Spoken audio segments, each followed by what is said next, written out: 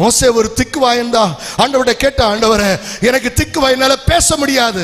உங்களுக்கு தெரியுமோ தெரியாதோ, நான் 12th முடிக்கிறது வரை ஒரு வார்த்தை கூட எங்க டீச்சர்ஸ் கிட்ட பேசுறது இல்லைங்க, எழுதிதான் கொடுப்பேன். நானும் ஒரு திக்குவாயன்.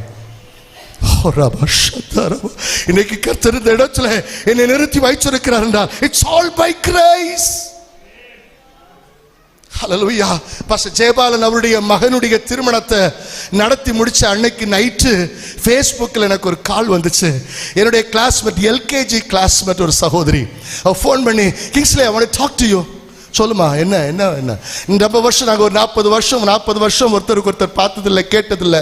அவன் சொன்னா, நான் இன்னைக்கு வீடியோவில் உன்னை பார்த்தேன், எனக்கு சின்ன டவுட்டு, உனக்கு திக்கு வாய்க்கு நீ மெடிசன் எடுத்தியா இல்லை அற்புதமாக ஆண்டவர் நடத்தினாரான்னு.